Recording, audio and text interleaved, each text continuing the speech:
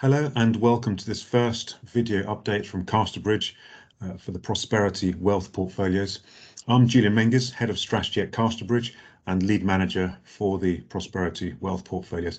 To give a quick introduction, Casterbridge started in 2016 with the goal of offering financial advisors and their clients something a little different in terms of service and investment thinking.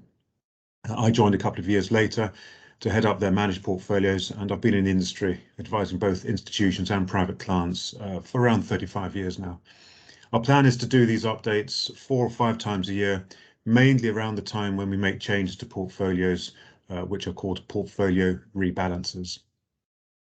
There's a lot going on in the world at the moment, particularly in the political arena, and so plenty I could talk about.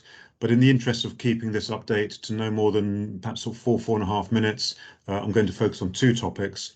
The latest on the coronavirus and its impact on markets, and also the latest changes we have made within the portfolios.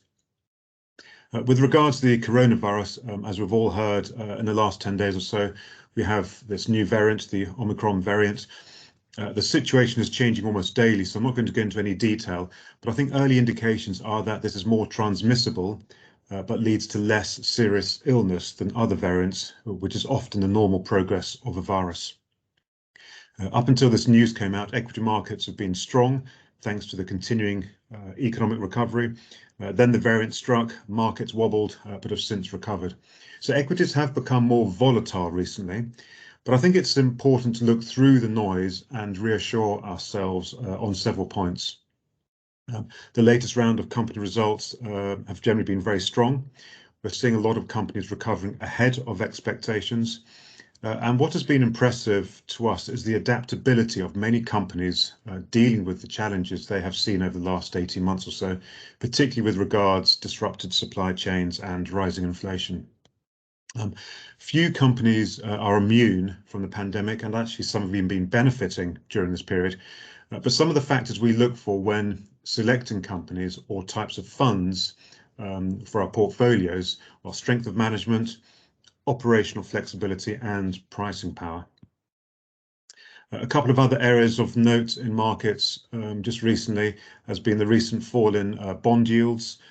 Interest rates, which is maybe indicating a softening in the global economy as we enter the new year. The rise in the US dollar, which is perhaps also indicating an element of risk off, and oil.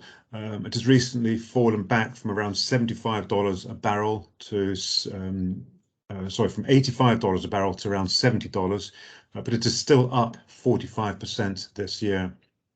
And so some markets are indicating potential softness or risk off over the coming months, but other markets are showing continued solid demand, albeit some of this is still being impacted by issues around supply chains.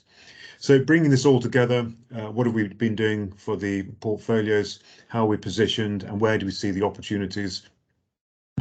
We remain cautious on bonds, particularly with rising and sticky inflation. So we remain underweight and very selective in this area. And within equities, we've increased our exposure just a little, and in particular to emerging markets to take advantage of their recent underperformance. We've actually introduced 2 new funds in this space. And we've previously been reducing exposure to growth and big tech, mainly on valuation grounds, in order to add to the more cyclical or value funds. We're not making further moves in this direction for now, given the possibility of a softer economy, but this space remains attractive longer term, particularly if inflation remains higher than expected.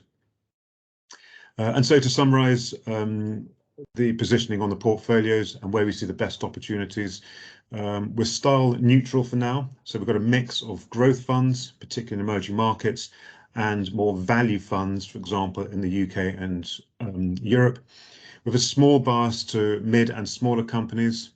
We are increasing our exposure to emerging markets, as we see that's where the best opportunities are longer term.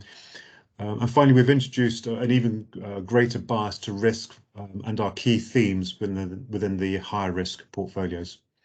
That's it for now. May I take this opportunity to wish you all a relaxing and happy Christmas, and hopefully talk again in the new year.